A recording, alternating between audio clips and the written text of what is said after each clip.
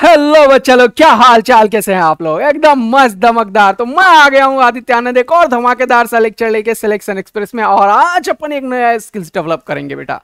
आज देखेंगे कि कैसे अपन रियल एग्जामिनेशन टेम्परामेंट डेवलप करेंगे। आप लोगों को तो पता ही है, मैं हमेशा मोटिवेट करता रहता हूं। आते ही एकदम हर एक क्वेश्चन पे मोटिवेशन होता है, एनर्जी होता है, मजा आता है और मस्त वाला मजा आता है। लेकिन आज मैं कोशिश करूंगा अपने पे पेशेंस रख के काम करने का। और आज अपन देखेंगे कि ग्रेविटेशन में आज मैं अबाउट 30 स्लाइड्स लेके स्लाइड्स कितने हैं टोटल तब पता चलेगा। टोटल मान लो 31 स्लाइड्स हैं, मान लो तो अबाउट 30 क्वेश्चंस के आसपास आने वाला है। 29-30 क्वेश्चंस होंगे। अब इसको हम देखेंगे आज कि कैसे हम एग्जामिनेशन में सारे क्वेश्चंस अटेम्प्ट कर सकते हैं, क्योंकि मैंने आपको बताया था कि बेटा 3-4 लेक्चर होने दो, उसके बाद धमाका मचने वाला है। तो आप लोग आ गए हैं तो मैं भी हूं तैयार। चलिए शुरू करते हैं पेन कॉपी लेके एक नए शोज के साथ ग्रेविटेशन लेक्चर को, और इसे पूरा अच्छे से सारे कॉन्सेप्ट्स को देखेंगे।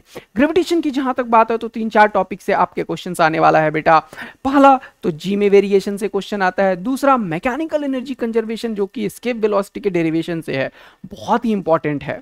ग्रेविटेशनल फोर्स, आपको पता है कि उससे क्वेश्चंस हमेशा आने की प्रोबेबिलिटी है। और ग्रेविटेशनल फोर्स से बहुत सारा चीज भी होता है। फोर्स है, फील्ड है, तो मजा ही आ जाएगा। तो फील्ड, और आपको फील्ड के बारे में अगर मैं बताऊं तो स्फीयर सॉलिड हो या हॉलो हो, उसके बाहर के पॉइंट पे फील्ड कितना होता है उसको पॉइंट मास मान के काम कर लेते हैं, ये आपको पता है। सेल्फ एनर्जी की बात करें, जैसे चार्ज को, और पोटेंशियल एनर्जी की बात करें तो पूरा सिस्टम को अगर तोड़ दोगे और इन्फिनिटी पे ले जाओगे और एक एक चार्ज को लाओगे या एक एक मास को, मैं चार्ज भी बोल रहा हूं, ध्यान रखना, इलेक्ट्रोस्टैटिक्स बिल्कुल यहां पे चलता है। यानी कि फील्ड और पोटेंशियल एनर्जी का कॉन्सेप्ट जो इलेक्ट्रोस्टैटिक्स का है वही ग्रेविटेशन का है। तो आज एक और बढ़िया काम करेंगे, इलेक्ट्रोस्टैटिक्स भी रिवाइज होता हुआ चला जाएगा और इन्हीं सिमिलर कॉन्सेप्ट पे इलेक्ट्रोस्टैटिक्स भी क्वेश्चन फ्रेम होते हैं। तो चलिए शुरू करते हैं। टाइम देखते हैं अभी ये स्टार्ट, और देखते हैं कैसे 30 क्वेश्चंस के आसपास, 29 क्वेश्चंस है, 32 स्लाइड्स है इसका मतलब, तो ऊपर नीचे 2 कैंसिल कर दिया। तो 30 क्वेश्चंस के आसपास अपन कैसे खत्म करेंगे एज सुन एज पॉसिबल। तो आज शुरू करते हैं। ये रहा आपके सामने फर्स्ट क्वेश्चन ग्रेविटेशन में। तो बोल रहा है the minimum and maximum distance of the planet revolving around the sun x1 and x2। बहुत ही मजेदार बात बोल दिया इसने। बोला कि कोई भी एक सन के चारों तरफ घूम रहा है और यहां पे है सन, तो बोला मिनिमम एंड मैक्सिमम डिस्टेंसेस। तो मिनिमम यही दिख रहा है मुझे, तो ये x1 लिख दिया मैंने, और ये हो गया है ना। यहां पे क्या बोला है, मिनिमम एंड मैक्सिमम, तो ये है मिनिमम, ये है मैक्सिमम, ये x2 है सर, बहुत ही बढ़िया। बोल रहा है if the minimum speed of the planet of the trajectory. अब तुम्हें पता है ये सारे केपलर्स के 3 लॉ से क्वेश्चन फ्रेम हो गए हैं। केपलर्स का फर्स्ट लॉ बोलता है कि सर्कुलर ऑर्बिट पे, इलिप्टिकल ऑर्बिट पे मूव करता है।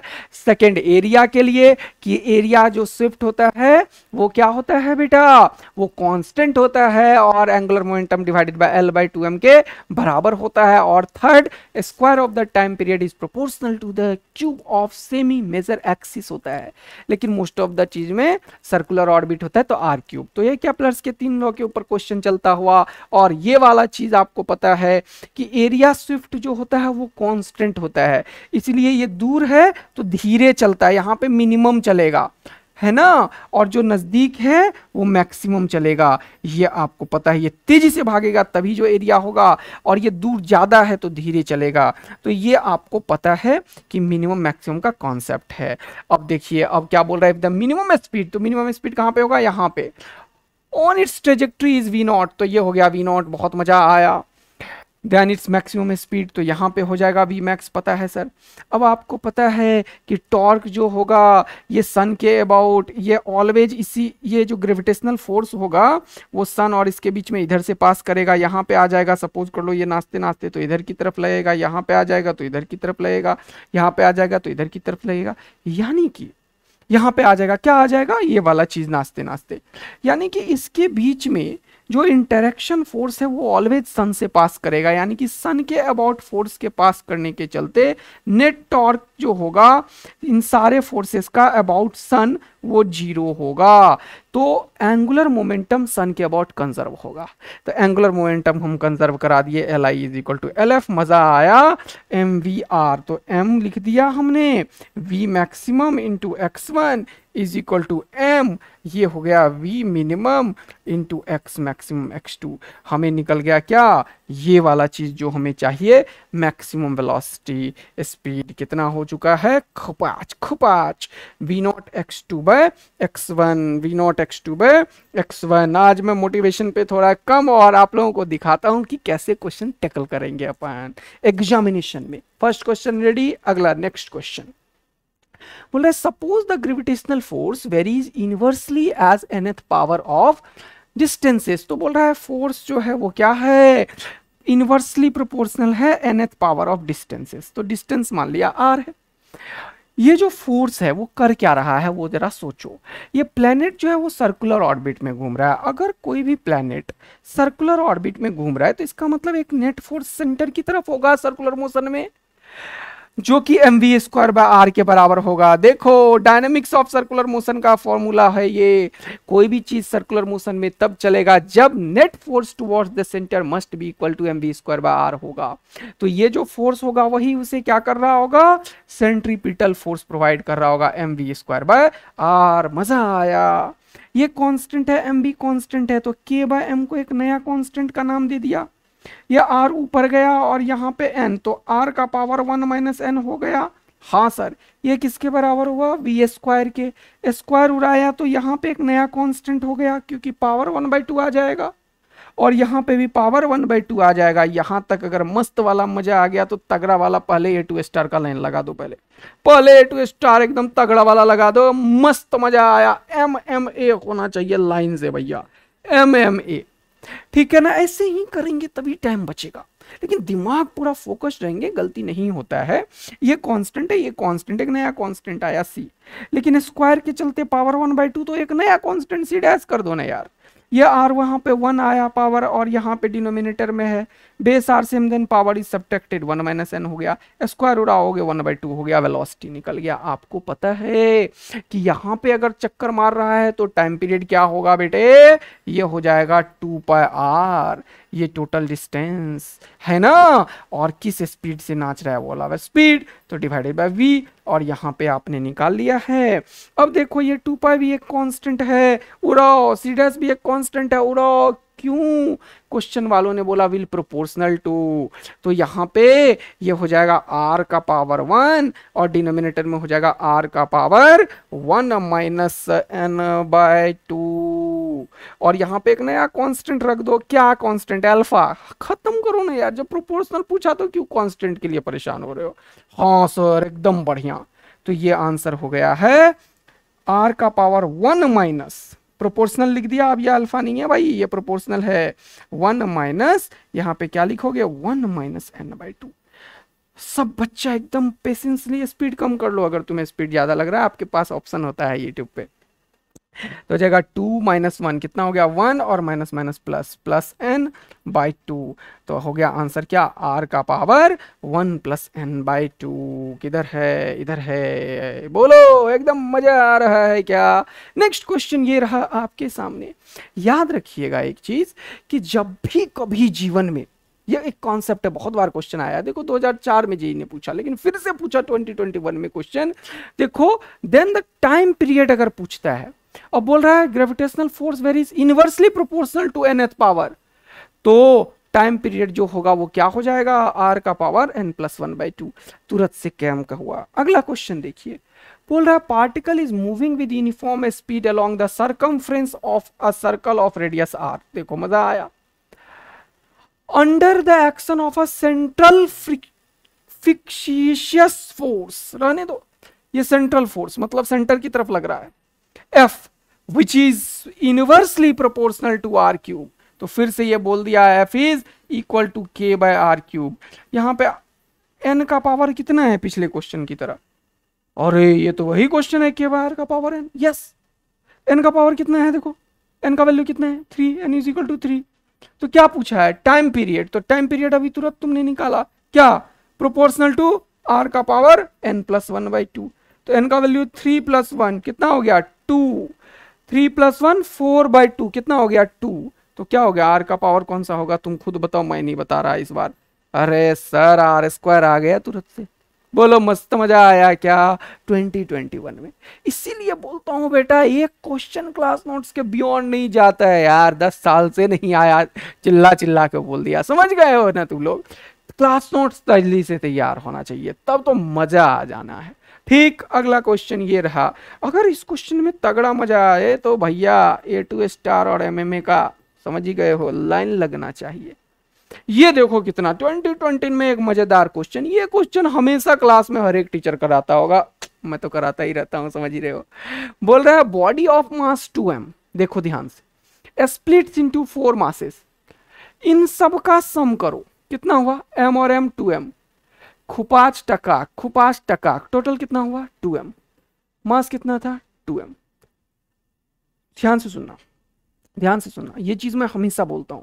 अगर किसी चीज का प्रोडक्ट को मैक्सिमम करना है, अगर किसी चीज के प्रोडक्ट को मैक्सिमम करना है और उसका सम कांस्टेंट हो, ये चीज मैं जब भी ये क्वेश्चन ग्रेविटेशन में कराता हूं तो ऑलवेज सिखाता हूं ये चीज, सम कांस्टेंट हो, यदि किसी चीज के प्रोडक्ट को करना हो मैक्सिमम और उसका सम कांस्टेंट हो, देखो ये चारों का सम क्या है? 2m। क्या ये उतना ही था? हाँ, कांस्टेंट है, फिक्स है।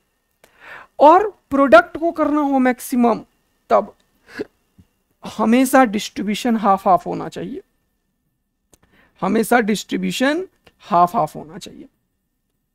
अब देखो क्वेश्चन को पढ़ते हैं, क्या बोल रहा है। बोल रहा है body of mass 2m split into 4 masses, देख ही रहे हो, which are rearrange to form a square, ठीक है, the ratio of m by m for which the gravitational potential energy of the system becomes maximum।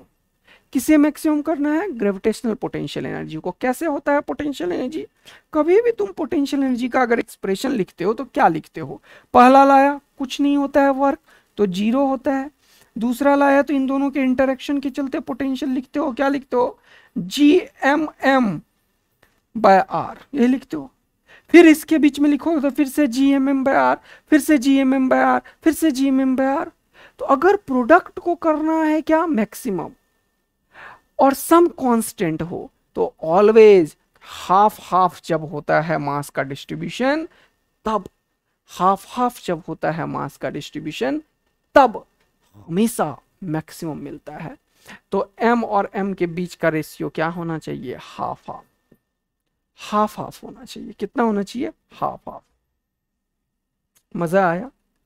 Capital M जो होगा वो क्या होना चाहिए? अच्छा, कैपिटल M और इसके रेशियो क्या होना चाहिए? कैपिटल M जो होना चाहिए वो क्या होना चाहिए? ज्यादा होना चाहिए। तो टोटल सम है कांस्टेंट और प्रोडक्ट को करना है क्या? हमें प्रोडक्ट को करना है क्या? हमें मैक्सिमम, तो हमेशा हाफ हाफ का डिस्ट्रीब्यूशन होना चाहिए। तो ये इसका आधा होता है, समझ रहे हो ना? तो ये जो होगा इसका आधा, तो इसका जब लिखोगे m/m/2 तो ये 2 ऊपर चला जाएगा, तो ये खत्म, तो ये हो जाएगा 2:1। तो आंसर क्या हो जाएगा? 2। ये चीज को ध्यान से सीख लेना, ये ऑलवेज लगता है। और तुम लोग इससे क्या करना? पोटेंशियल एनर्जी के एक्सप्रेशन को डिफरेंशिएट करना, जीरो करना, फिर आंसर आना। अगर आ जाए तो तगड़ा वाला मजा लगाना। और ये चीज तुम्हें बहुत बार सिखाया गया था कि अगर एक m मास को डिस्ट्रीब्यूट करना है और फोर्स को मैक्सिमम करना है तो बताओ कितना कितना मास लगेगा? तुम लोग फटाफट बोलते थे, क्योंकि इसमें भी प्रोडक्ट ही होता था। और तुम बोलते थे मान लो इसमें से m मास यहाँ दिया तो यहाँ m-m बदल हो गया, और इस बीच का कोई डिस्टेंस कांस्टेंट है, तो फोर्स को मैक्सिमम करने वाला क्वेश्चन तुम करते थे। देखो एनर्जी पे कैसे सेट कर दिया A2 स्टार का, तगड़ा वाला मजा मिला क्या? हाँ सर। नेक्स्ट क्वेश्चन 2020 में देखो बोल रहा है consider 2 solid spheres of radii R1 and R2, masses m1 and m2 respectively. बोल रहा है द ग्रेविटेशनल फील्ड। तुम्हें पता है कि ग्रेविटेशनल फील्ड जो होता है स्फीयर के चलते, वो सॉलिड हो या हॉलो हो, सरफेस पे जो फील्ड होता है और बाहर, वो हमेशा इसके पॉइंट मास के चलते होता है। तो यहाँ पे जो फील्ड होगा वो हो जाएगा -GM/r²। हाँ सर। और बाहर वाले पॉइंट पे अगर लिखोगे तो लिखोगे -GM/r का होल स्क्वायर। हाँ सर। तो एक लाइन में क्वेश्चन कैसे सॉल्व होता है? देखो, ये इसका सरफेस है, क्योंकि सरफेस पे मैक्सिमम होता है, और उसके बाद नीचे जाता है। तो ये ग्राफ्स के कैसे खेल रहा है देखो, देख रहे हो ना, सरफेस पे मैक्सिमम है, ये सरफेस यहाँ पे और ये सरफेस यहाँ पे। ये एक्चुअल में ग्राफ बनाने में थोड़ा सा दिक्कत हुआ, ये 3 पे बताने की कोशिश कर रहा है, रेडियस पे। तो अब तुम्हें पता है कि इसका जो यहाँ पे फील्ड है वो 3 है और इसका जो यहाँ पे फील्ड है वो 2 यूनिट का है। तो पूछा क्या है, बोल रहे then the value of m1 and m2। तो मास तो पता नहीं है, लेकिन इसने बोला कि m1 m2 का रेशियो बताओ, तो मैं फील्ड का रेशियो निकालता हूं, है ना, है ना। सरफेस पे एक का फील्ड और दूसरे के फील्ड का रेशियो लेता हूं, तो लिखता हूं E1/E2। क्यों सर? क्योंकि दोनों के सरफेस का रेशियो पता है ना। पहला वाला 1 का है, तो 1 वाले का ये है 2, तो लिखो 2। दूसरे वाले का कितना है 3, बहुत बढ़िया। और ये किसके बराबर होगा, यहाँ पे पहले वाले का लिखोगे तो लिखोगे -(GM1/R1 का स्क्वायर) इंटू ये दूसरे वाले का लिख रहे हो तो लिखोगे -(GM2/R2 का स्क्वायर)। अब ये देखो कितना मजा आ रहा है तुम्हें, अब ये समझ में आ रहा है ना। फील्ड का रेशियो ले लिया, जी से जी खत्म, माइनस से माइनस खत्म, m1/m2 आ गया यहाँ पे, यही तो चाहिए था सर। हाँ, और यहाँ पे R2 का स्क्वायर, R2 कितना है 2, तो 2 का स्क्वायर कितना हो गया 4। यहाँ R1 का स्क्वायर ये क्या हो गया 1। तो अब ध्यान से देखो, हमें m1/m2 चाहिए था, तो ये इधर जाएगा ये इधर जाएगा। हाँ, तो ये कितना हो जाएगा m1/m2 कितना हो जाएगा जल्दी बताओ, 4 नीचे आएगा 12, तो 2/12 तो हो गया कितना 1/6। क्या मजा आया? हाँ सर, तगड़ा मजा आया। हाँ सर, तो MMA का लाइन लगा दो, मस्त मजा आया। और दिल विल प्यार व्यार बरसाना मत भूलो। नेक्स्ट क्वेश्चन की तरफ बढ़ते हैं। आज मैं तुम्हें एक स्किल्स डेवलप करवाना चाहता हूं कि अगर तुम प्रिपरेशन करके जाओगे तो देखो कि कितना मजा आएगा तुम्हें क्वेश्चन को सॉल्व करने में, और मार्क्स 100% स्कोर करोगे। बोलो बच्चे वालों, क्या आग लग गया है क्या? एकदम फोड़ने के लिए तैयार हैं हमारे प्यारे बच्चे। बोल रहे, if the angular momentum of the planet is m moving around the sun in a circular orbit is l angular momentum है, मास m है, तो तू बोल रहा है एरियल वेलोसिटी। तो एरियल वेलोसिटी तुम्हें पता है ये dA/dt होता है और ये कितना होता है L/2m। ये चीज हर एक बच्चा को याद होगा कि कैप्लर्स ने बताया दुनिया वालों को कि सन के अबाउट अगर कोई भी प्लेनेट मूव कर रहा है, मान लो ये प्लेनेट यहां से यहां चला गया आ गया, मान लो प्लेनेट यहां से यहां चल के आया, तो ये जो एरिया है, मान लो छोटा सा एंगल थीटा कवर किया, तो इसका जो एरिया है, एरिया उसका जो रेट ऑफ चेंज है वो L/2m के बराबर होता है। तो टिक करो और आंसर निकलो। अब मैं थोड़ा सिखा भी देता हूं, इसका डेरिवेशन भी देखना है अगर तो एरिया क्या होता है मुझे बताओ। ये छोटा सा एरिया है dA, तो कोई भी ट्रायंगल का एरिया लिख दो हाफ, ये और ये बहुत छोटा है, स्मॉल है, तो इसीलिए इसमें और इसमें डिफरेंस हम नहीं ले रहे हैं, बहुत कम, यहां से इतने से एरिया की बात कर रहे हैं। तो ये और ये रेडियस में कोई डिफरेंस बोलोगे क्या जब ये एंगल बहुत छोटा है, d थीटा है? तो नो सर। तो तुम लिखते हो हाफ AB sin थीटा, तो ये A होता है ये B होता है, लेकिन बहुत छोटा सा एरिया लिख रहे हो तो A और B दोनों बराबर हो गया, तो लिखोगे ये भी R मान लो तो ये भी R मान लो, हाफ है स्क्वायर। बहुत स्मॉल एंगल के लिए साइन थीटा थीटा के बराबर होता है, तो लिख दो d थीटा। ये हो गया एरिया। इसका रेट ऑफ चेंज लेना है, हाँ, तो dθ/dt को दुनिया क्या बोलती है? ओमेगा। अरे थीटा के रेट ऑफ चेंज को क्या बोलते हो तुम? ओमेगा। तो क्या बोलोगे? Half R² omega. ये dA/dt हो गया बेटा। अब क्या पूछा है तुम्हें एंगुलर मोमेंटम के टर्म में आंसर चाहिए। तो एंगुलर मोमेंटम क्या होता है? mvr। हाँ सर। v क्या होता है? r ओमेगा के बराबर, तो ये क्या हो जाएगा? m r² omega. ओमेगा का वैल्यू यहां से निकाल लो, L/mr² और उठा के पटक दो यहां पे, तो देखो क्या आ गया। जब तुम ओमेगा का वैल्यू उठा के यहां पे रखे तो ये हो जाएगा हाफ R² इंटू L/mr²।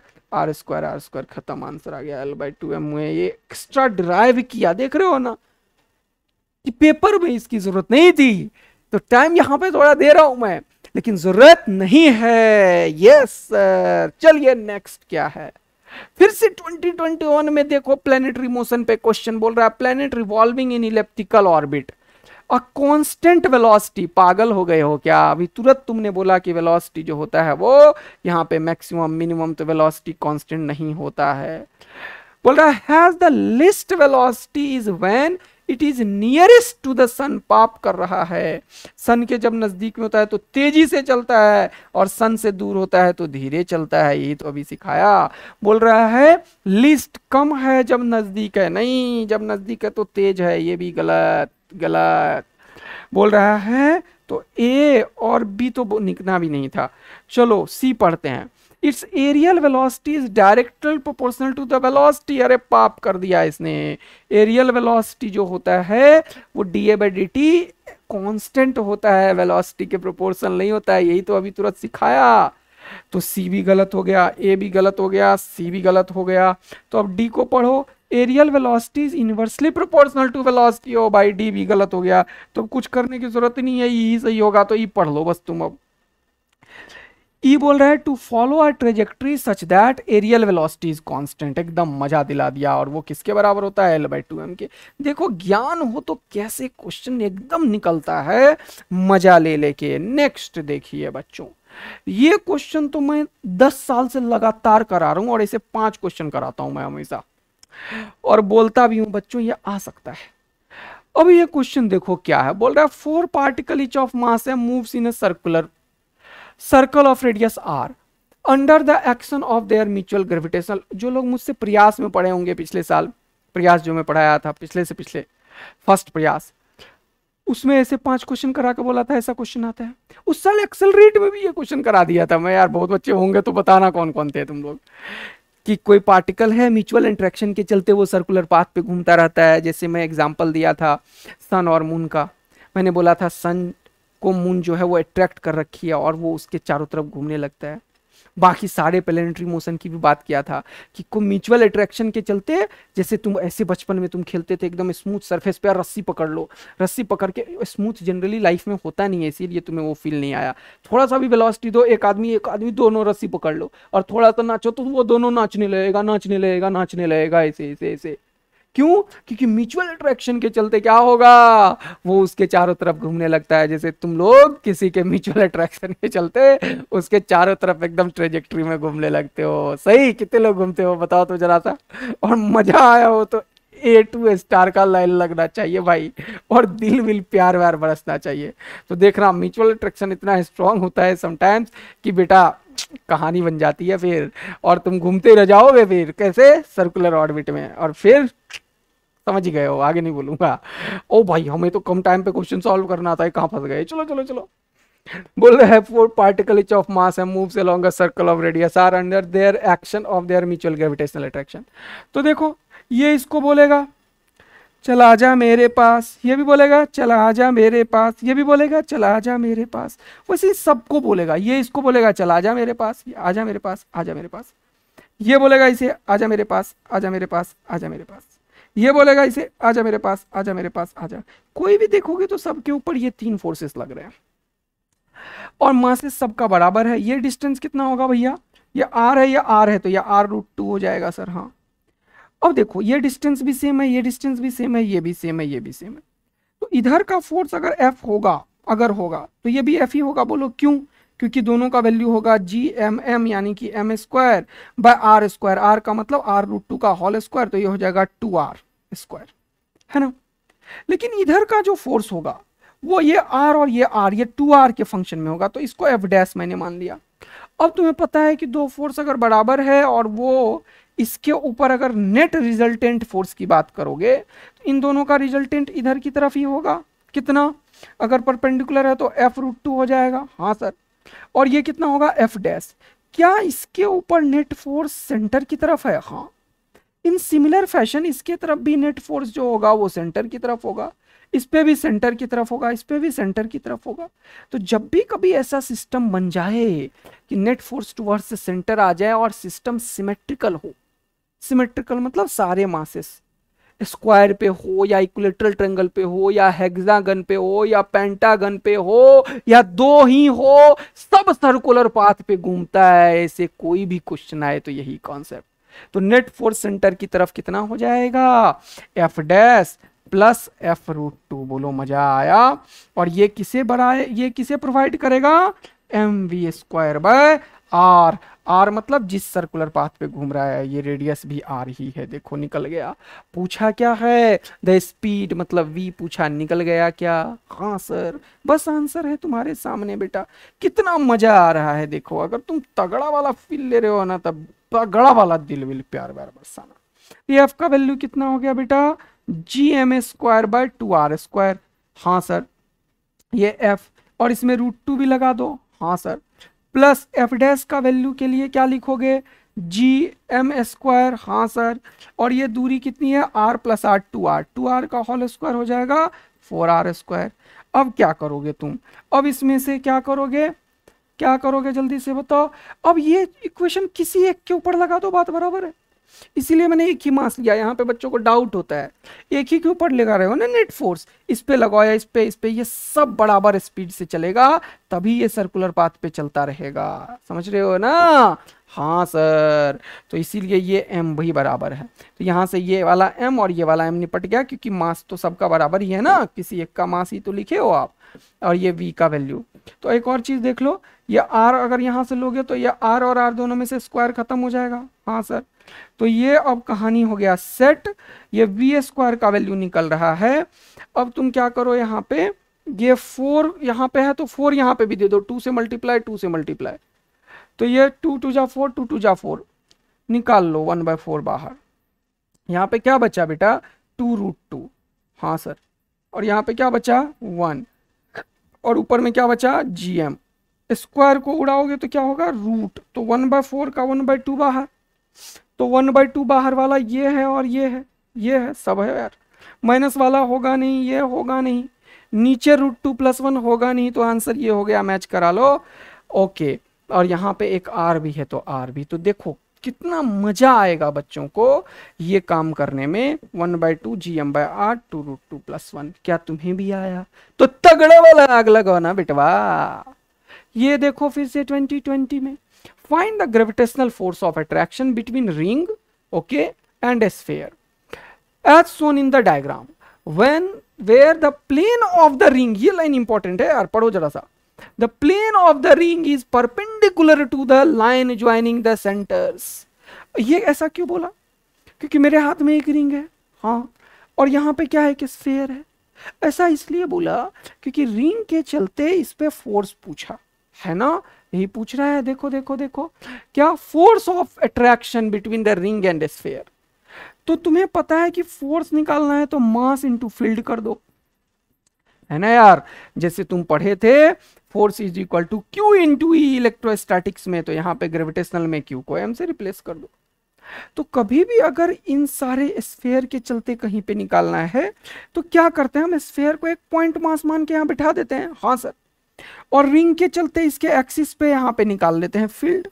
तो यहाँ पे फील्ड अगर एक्सिस पे तुम्हें पता हो फॉर्मूला तो तुम्हारा आंसर निकल गया, फील्ड भी निकल गया। फील्ड को कोई आई से इंडिकेट करता है, कोई जी वेक्टर से इंडिकेट करता है, कोई ई से करता है, मैं ई से करता हूँ, टेंशन नहीं लेने का। ओके यस सर, तो यहाँ पे फील्ड एक्सिस पे रिंग के चलते क्या होता है, -gmx, एक्स मतलब ये वाला डिस्टेंस, √8r है ना, gmx/r² + x², तो ये हो जाएगा r² प्लस x का वैल्यू √2 r का होल स्क्वायर, कितना होगा 8r² का √अंडर, है ना। ये फॉर्मूला याद है तुम्हें रिंग के एक्सिस का, gmx/r² + x² का पावर 3/2। जितनों को याद होता लाइन से मैसेज करो तो पहले, यस सर एकदम याद है हमें फॉर्मूला। देखो पाकिस्तानियों से लड़ने जाओगे तो हथियार होना चाहिए दमकदार, समझ रहे हो ना बेटा। तो अगर लड़ना है तुम्हें तगड़ा वाला गेम तो अपने हथियार को मजबूत करो, और तुम्हारा हथियार तुम्हारा फोकस्ड माइंड है, तुम्हारा हथियार तुम्हारा फॉर्मूला है, तुम्हारा हथियार तुम्हारा प्रैक्टिस ऑफ क्वेश्चंस है, और तुम्हारा हथियार ये सिलेक्शन एक्सप्रेस है जिसमें मैं ऑलवेज बोलता हूं मैंने जितना किया उसका 3 टाइम्स करना है। तो देखो वो दिन आज हम ले आए हैं कि मैं 30 क्वेश्चन करूंगा, तुम 100 करोगे। सोचो अभी से जितना दिन तुम्हारा अभी जेईई मेंस बचा हुआ है, अगर तुम पर डे 100 क्वेश्चन सारे सब्जेक्ट के करना शुरू कर दिए तो भी तेरा सिलेक्शन दुनिया की कोई ताकत नहीं रोक सकता। ये मेरे से लिखा लो बेटा, करके तो एक बार देखो, तुम कुछ भी कर सकते हो, समझ रहे हो ना। एक बार दम लगाओ, अगर लगा रहे हो और मेरा बात तुम्हारे दिमाग में सेट कर रहा है तो जरूर से मस्त मजा आया कर लाइन लगना चाहिए बच्चा लोग। और एकदम दिल विल प्यार व्यार बरसते रहना चाहिए। तो यहां पे ये कितना हो गया 8 और 1 9, 9r स्क्वायर का मतलब कितना हो गया 3r। तो ये कितना लिखोगे 3r, r से r निपट गया, इलेक्ट्रिक फील्ड में r ही नहीं बचा। gmx by R square plus X square का पावर 3/2 भी तो लिखते हैं, क्या कर रहे हो सर आप, पावर कितना लिखोगे 3/2। सही कर रहा हूं यार मैं, रूट नहीं, ये गड़बड़ कर दिया मैं थोड़ा सा बातचीत के ऊपर, ये रूट तो नहीं करेंगे सर आप, हाँ रूट नहीं करना था, तो क्या करूंगा मैं R square plus X square का पावर 3/2, ये होता है फॉर्मूला ना, हाँ sir, G M X by R square plus X square का पावर 3/2, माइनस लिख देते हैं फील्ड में डायरेक्शन के चलते। तो R square plus X square हो गया ये, और ये हो गया कितना 8 और 1 9r स्क्वायर, 9r स्क्वायर को मैं क्या लिखूंगा 3r का होल स्क्वायर इंटू 3/2, 2 से 2 खत्म, ये कितना हो गया 3 3 जा 9 3 जा 27r क्यूब, तो ये जगह 27r क्यूब, ये r से ये खाम करके खत्म करो, तो ये हो जाएगा gm रूट r है ना, √8 डिवाइडेड बाय 27r स्क्वायर। अब क्या पूछा भैया, बोल रहा है क्या फोर्स ऑफ अट्रैक्शन, बताओ, ये तो ऊपर ही बोल दिया, both have the equal radius. अब देखो इसके रेडियस से तो कोई मतलब ही नहीं रहा अपने को, क्योंकि ये हमेशा पॉइंट मास करके सेंटर पे बैठा देते हैं और सेंटर पे इसके चलते फील्ड निकालेंगे, क्वेश्चन हमेशा क्लास नोट्स में होता है, इसके चलते फील्ड निकालो, उसके मास से मल्टीप्लाई करो, फोर्स निकल गया। तो फोर्स निकल गया कैसे, उसके मास से मल्टीप्लाई करो इसमें, तो आंसर क्या हो जाएगा minus of G M square √8 divided by 27r square. किधर है देखो तो, माइनस इसलिए माइनस किसी में नहीं लिखा है, ठीक है ओके, माइनस लिखता है तो अट्रैक्शन को शो करता है, ये माइनस किसे शो करता है बेटा अट्रैक्शन को। अच्छा, तो ये बताता है कि सिस्टम कंबाइंड है और माइनस निगेटिव जो है वो अट्रैक्शन को शो कर रहा है। तो √8/27 और कहीं है ही नहीं, ये लो टिक करो और आंसर निकलो। बोलो बचवा लोग, क्या मस्त वाला मजा आयो है। हाँ सर, यहाँ पे आपने कैपिटल एम लिख दिया, स्मॉल एम लिखोगे आप, तो यहाँ पे भी स्मॉल एम लिखोगे और इसका मास कैपिटल एम लिखोगे, इसीलिए एम एम भी है। बोलो बोलो बोलो, हाँ सर। नेक्स्ट क्वेश्चन बोल रहा है 2 spherical bodies m and 5m मास है, m एंड 5m, ओके बहुत बढ़िया। रेडियस r एंड 2r, इसका रेडियस 2r है, इसका रेडियस कितना है r है, बहुत बढ़िया। ओके, इसका मास कितना है 5m, इसका मास है m। Respectively are released in the free space with initial separation between their centres is 12r। ये डिस्टेंस कितना है 12r है, चलो बहुत बढ़िया। If they attract each other due to the gravitational force only, यानी कि ये ऐसे जगह पे है जहां पे कोई और फोर्स नहीं लग रहा है, मतलब स्मूथ है, कोई फोर्स नहीं है, ना एयर ड्रैग है, सिर्फ और सिर्फ ग्रेविटेशनल अट्रैक्शन, यानी कि नेट एक्सटर्नल फोर्स इसके ऊपर 0 है। हाँ सर, बोल रहा है if they attract each other due to gravitational force only, then the distance covered by the smaller body just before the collision। अब यहाँ पे सेंटर ऑफ मास का अगर तुम्हें तगड़ा ज्ञान है तो तुम देखोगे कि अगर नेट एक्सटर्नल फोर्स जो है वो 0 है, तब सेंटर ऑफ मास जो होता है वो ऑलवेज अपने ही पोजीशन को बनाए रखता है, और उस सिचुएशन में सेंटर ऑफ मास के अबाउट जो मोमेंट होता है, मोमेंट क्या होता है सर, मास इंटू डिस्टेंस। तो मान लो ये कवर किया, यहां से लेके यहां तक आ गया मान लो, हाँ सर। अच्छा, टोटल डिस्टेंस कितना है, जब ये आ जाएगा मान लो यहाँ पे, तो ये यहां आ गया, चलते चलते मान लो यहां आ गया, और ये चलते चलते यहां आ गया, तो दोनों का सेंटर कितना चला होगा देखो तो, ये तो 2r है और ये r है, तो ये 3r तो कोई नहीं चलेगा ना यार, ये 3r कोई थोड़ी चल रहा है, इसका सेंटर और इसका सेंटर दोनों मिलके चलेगा कितना, मान लो ये सेंटर यहां से चला x1, हाँ सर, और ये चला x2, हाँ सर, तो ये x1 x2 जो चलेगा वो तो यहीं तक आ पाएगा ना यार, ये तो टकरा जाएगा, तो ये r और ये 2r यानी कि 3r तो डिस्टेंस कवर ही नहीं हो पाएगा, तो आखिर दोनों मिलके कितना चलेगा x1 प्लस x2, वो किसके बराबर होगा 12r माइनस 3r, क्योंकि 3r अब सरफेस आ गया, इसके अंदर थोड़ी चला जाएगा। ओ, तो कितना हो गया 12 में से 3 गया तो हो गया 9r। ये तो पक्का पता है कि x1 x2 9r है। अब मैं बोल रहा था मोमेंट जो होता है वो ऑलवेज सेंटर ऑफ मास के अबाउट सेम होता है। मोमेंट क्या होता है, इसका मास और इसका डिस्टेंस, तो ये हो गया m इंटू x1, और इसका मास और इसका डिस्टेंस 5m इंटू x2, ये ऑलवेज सेम होता है, m से m खत्म। x1 किसके बराबर हो गया 5x2 के। अब पढ़ो क्वेश्चन वालों ने क्या पूछा है, बोल रहा है then the distance covered by the smaller, smaller कौन सा है m वाला, m ने कितना चला x1, हमें क्या निकालना है x1, तो हम x2 का वैल्यू रखते हैं, x2 क्या हो जाएगा x1/5, रख दो x2 का वैल्यू x1/5, x1 प्लस x1/5 is equal to 9r। ये समझ में आ गया क्या तुम्हें कॉन्सेप्ट, सेंटर ऑफ मास का क्वेश्चन है ये, कहाँ ग्रेविटेशन का क्वेश्चन है ना यार। ओहो सर, तभी तो A to स्टार मजा देता है हमें, सारा फिजिक्स घूम रहा होता है तुम्हारे दिमाग में। 5 + 1 6x1 is equal to 9r, x1 is equal to 9r into 5/6, तो 9 5 जा 45/6, 45/6 का मतलब 6 7 जा 42, 7 पॉइंट समथिंग किधर है, इधर है, एक ही ऑप्शन टिक करो और आंसर निकलो। और मजा आए तो दिल विल प्यार व्यार मेरे तरफ से भी ले लो एक बार, लो मेरे तरफ से दिल विल प्यार व्यार मैंने दिया। ओह कैसा दिल बना दिया भाई, दिल है कि मानता नहीं। चलो एक और क्वेश्चन धमाकेदार करते हुए आपके सामने आपका आदित्य आनंद। समझ रहे हो ना बेटा कि कॉन्सेप्ट्स आता है तो फिजिक्स तो फील है, मजा है, एंजॉय है।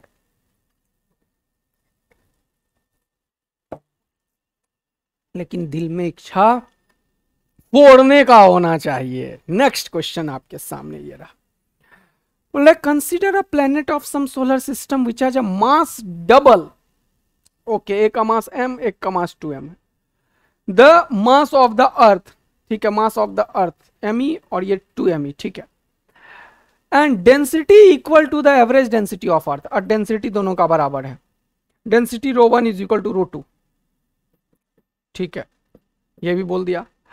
बोल रहा है if the weight of an object on the earth is w, weight of an object on earth is w, तो कोई भी बॉडी का, कोई मान लो सपोज करो ये अर्थ है, सपोज करो ये अर्थ है, तो अर्थ के सरफेस पे वेट कैसे निकालते हो mg, वो कैसे होता है mg जो लगता है वो एक्चुअल में ये अर्थ और इसके बीच का ग्रेविटेशनल अट्रैक्शन के चलते ही होता है, तो gmm/r² से तुम निकालते हो। हाँ सर इसको यहीं पे रख लो, कोई दिक्कत नहीं है, और इसी को तुम बोलते हो वेट। हाँ सर, तो अब क्या है सर, gmm/r² का वैल्यू डिसाइड करता है कि कितना वेट होता है एक्चुअल में बॉडी का, ठीक है।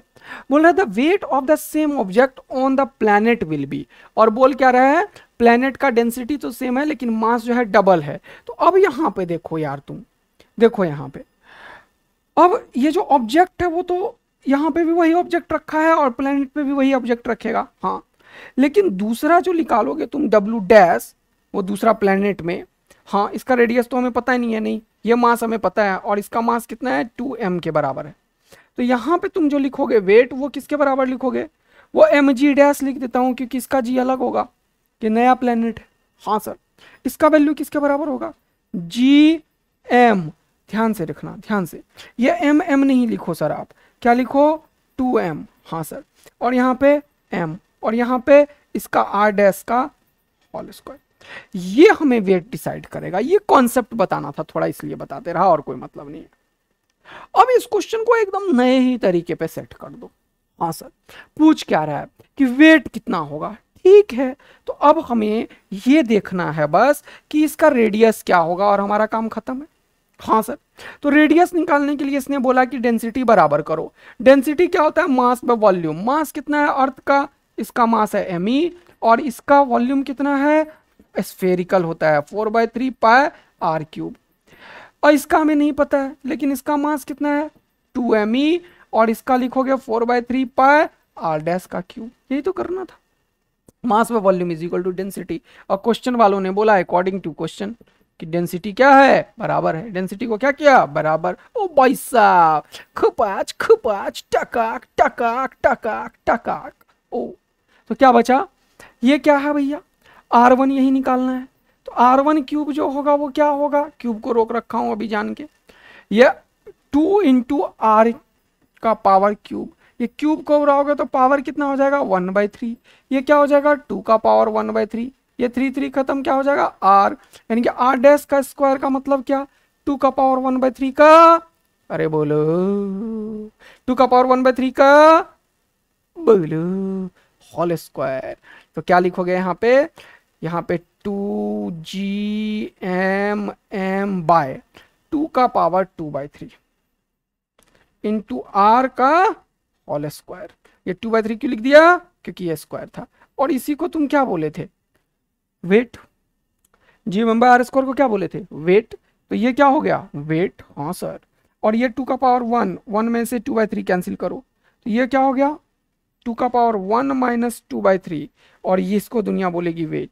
3 माइनस 1 कितना हो गया, 3 माइनस 2 कितना हो गया 1/3, 2 का पावर 1/3 इंटू वेट। किधर है, टिक करो और मजा लो और आंसर निकलो। नेक्स्ट क्वेश्चन ये रहा आपके सामने। देखो ये क्वेश्चन यार मजा दिलाएगा तुम्हें। देखो कितना, जब भी कभी the value of the acceleration due to gravity g1 at height h is equal to r/2। अब तुम्हें पता है क्या हाइट पे g का वैल्यू कितना होता है भैया, ये याद है तुम्हें। हाँ सर, इसमें बच्चे रट्टा मार के रखते हैं फॉर्मूला। बताओ तो पॉज करके तुम लोग क्या बोलते हो तुम।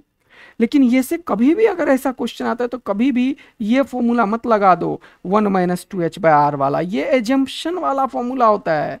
जब h जो है वो बहुत बड़ा हो r से, तब ये तुम लगा के बाइनोमियल एक्सपेंशन लगा के रट्टा मारते हो। अभी बेसिक फॉर्मूला याद रखो कि इसके ऊपर जो वेट लगेगा mg, इस हाइट पे है तो mgh लिख सकते हो तुम। वो किसके बराबर होगा, इनके बीच का ग्रेविटेशनल अट्रैक्शन जो कि होता है gmm/r प्लस h का होल स्क्वायर। बस ये याद रखो, ये इससे ज्यादा कुछ भी नहीं। इसी से क्वेश्चन सॉल्व होगा। हाँ अब क्या बोला है वो पढ़ते हैं। पहले याद रखो, हाइट पे हमेशा ये फॉर्मूला यूज करो, कभी गलत नहीं होता है। अगर तुम्हें दिख जाए कि h बहुत बड़ा है तब तुम ये लगा सकते हो, अभी तो लगा ही नहीं सकते। हाँ सर, तो बोल रहा है the value of acceleration due to gravity g1 at height h is equal to r/2, r is equal to radius of earth from the surface of the earth. ठीक है, it is again equal to g1 and a depth d below the surface of the earth. अच्छा, बोला यहां का जो gravitational field का value m से m खत्म कर दो, तो ये जो g का वैल्यू है वही g का वैल्यू है जब क्या बोला है, depth d below the surface of the earth. तो यहां से d नीचे जाओगे तो यहां पे कितना हो जाएगा, ये वाला दूरी कितना हो जाएगा भैया, ये हो जाएगा d r माइनस, ये d नीचे गए ना, तो ये टोटल r था, तो ये हो जाएगा r माइनस d। हाँ सर, तो तुम्हें पता है according to Newton shell theorem, क्या होता है न्यूटन शेल थ्योरम, कि हमेशा जो बॉडी के ऊपर फोर्स लगता है वो सिर्फ इंक्लूज मास के चलते रखता है। ये बिल्कुल गॉस लॉ की तरह ही है, लेकिन ये न्यूटन शेल थ्योरम है। तो यहां पे जब तुम इस पे लिखोगे कि एम जी डेप्थ के पास है ना, डेप्थ के पास, तो ये जो हो जाएगा वो कितना हो जाएगा बेटा, यहाँ पे बिना किसी एजम्पशन का तुम फॉर्मूला लगाते हो एम को खत्म करके g/1 माइनस h/r। क्या ये याद है तुम्हें? अगर नहीं याद है तो 2 सेकंड के लिए फॉर्मूला देखो और इसे रिवाइज करो, जल्दी से जाके रिवाइज करो। कॉन्सेप्ट बता देता हूं, इसका डेंसिटी से मास निकालो, इसका मास निकल जाएगा और इसके बीच का ग्रेविटेशनल अट्रैक्शन ही mg के बराबर होगा। और मास कैसे निकलता है इसका, डेंसिटी से। तो डेंसिटी इसका कैसे निकालोगे, मास m डैश, इसका वॉल्यूम कितना हो जाएगा 4/3 पाई r माइनस डी का होल क्यूब, ये इसका वॉल्यूम हो गया। और डेंसिटी पूरा अर्थ का कितना है, total mass by 4/3 pi r cube. ये चीज जितनों को समझ में आ गया वो तगड़ा वाला पहले 3 स्टार लगाना और दिल विल प्यार व्यार बरसाना, तब मुझे समझ में आ जाएगा कि यस तुम्हें फॉर्मूला भी याद था ये वाला, और तुम्हें कॉन्सेप्ट भी याद था कि न्यूटन शेल थ्योरम के अकॉर्डिंग इन दोनों के बीच में जो ग्रेविटेशनल अट्रैक्शन होता है उसको mg के बराबर करते हैं और ये फॉर्मूला डिराइव हो जाता है। बोलो बचवा लो यस। हाँ सर, तो इसने बोला कि ये जो है ये और ये दोनों बराबर है, 1 लिखो 1। हाँ अच्छा ऐसा क्या, हाँ तो अब तो ये बहुत ही आसान हो गया। ये जो है ये बोल क्या रहा है, d डेप्थ नीचे, यानी कि h डेप्थ नीचे है तो ये d डेप्थ नीचे है, तो d लिख लो यहाँ पे, कौन सा बड़ा बात है, d डेप्थ नीचे।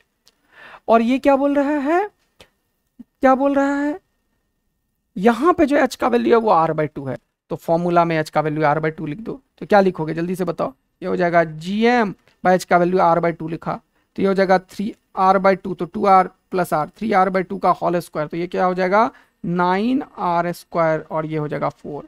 और ये g का वैल्यू gm/r² रख सकते हो इजी में। हाँ सर, तो इसे भी रख दो gm/r², रख दो डरो मत, gm/r²। अच्छा, और यहाँ पे क्या हो जाएगा फॉर्मूला 1 माइनस d/r। तो ये लो gm/r² खत्म।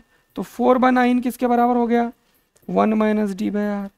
तो यहाँ से क्या करोगे, इसको इधर इसको इधर, तो d/r का वैल्यू कितना हो गया 1 माइनस 4/9। तो 9 में से 4 गया, कितना गया 5/9 है, किधर है सर। टिक करो और आंसर निकलो, मजा एंजॉय करो।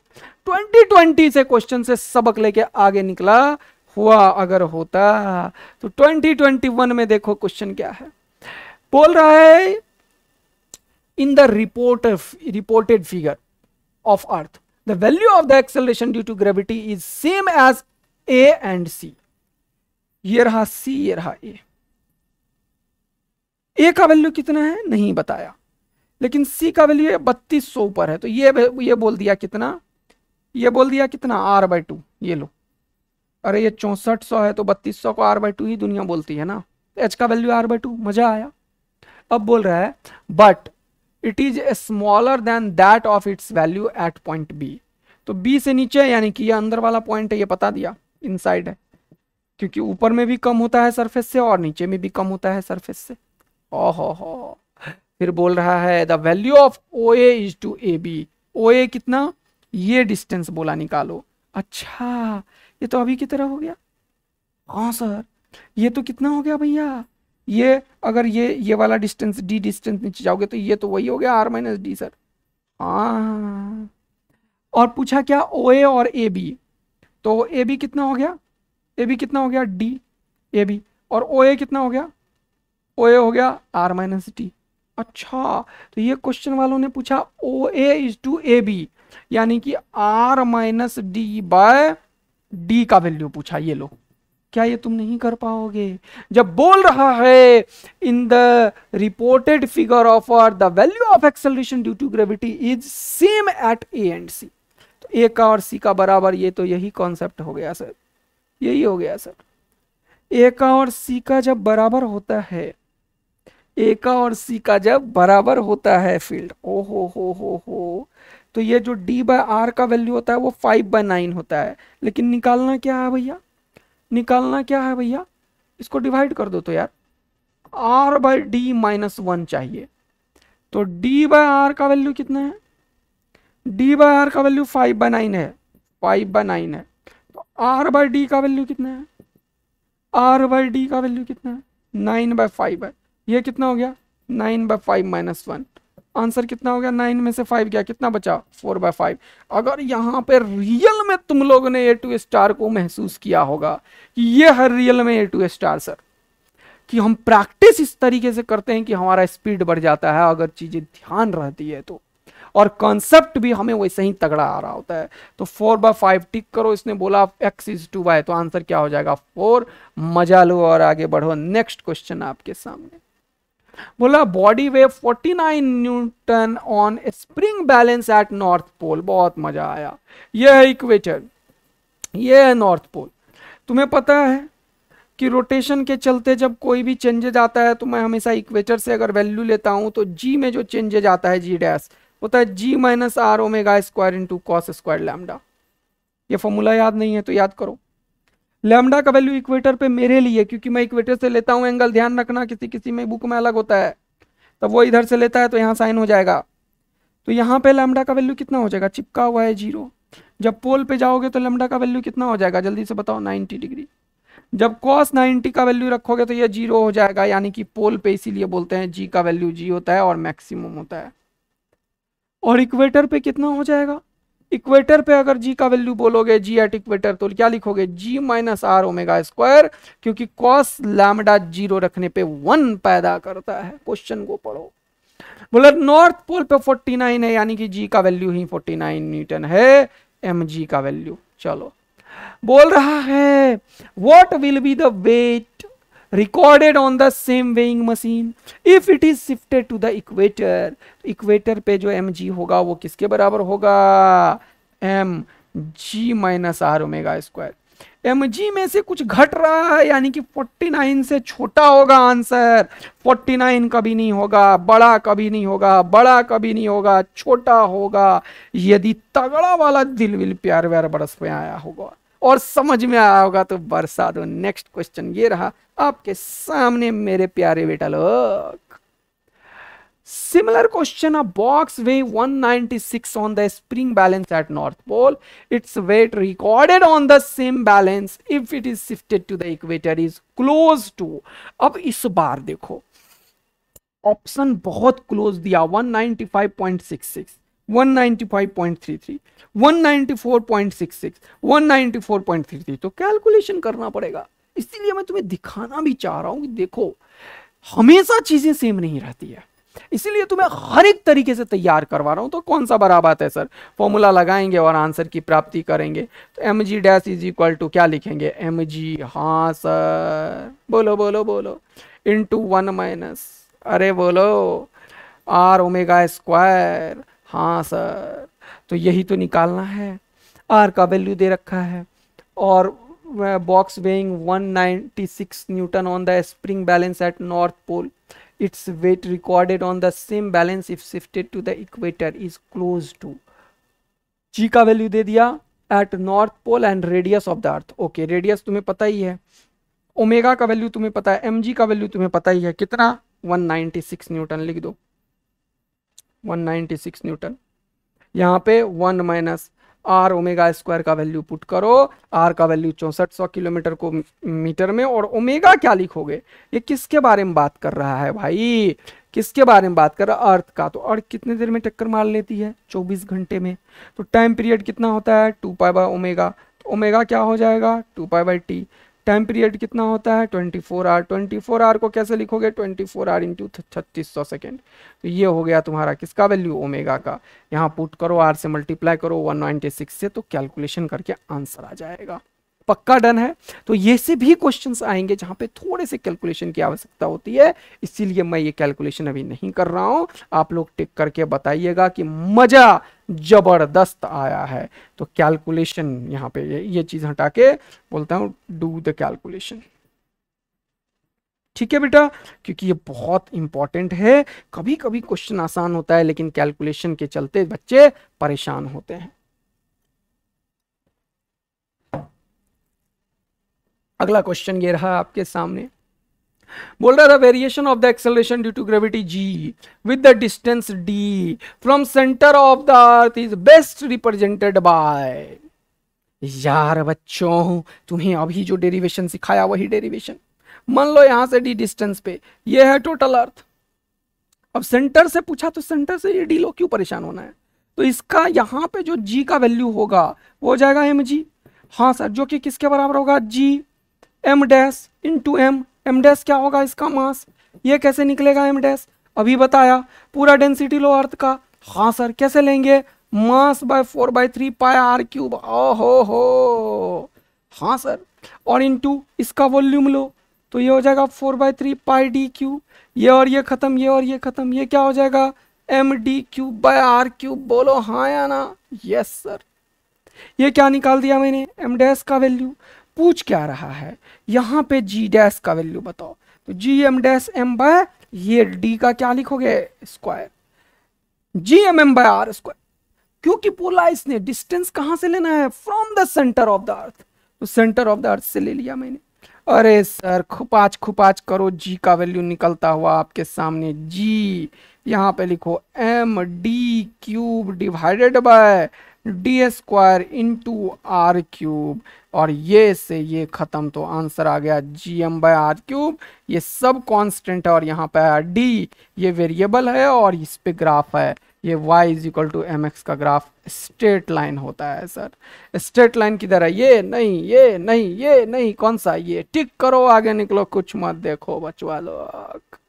क्या मस्त वाला फील लेते जा रहे हो, पक्का पक्का क्या, यस। तो अगला क्वेश्चन ये रहा आपके सामने बेटा लोग।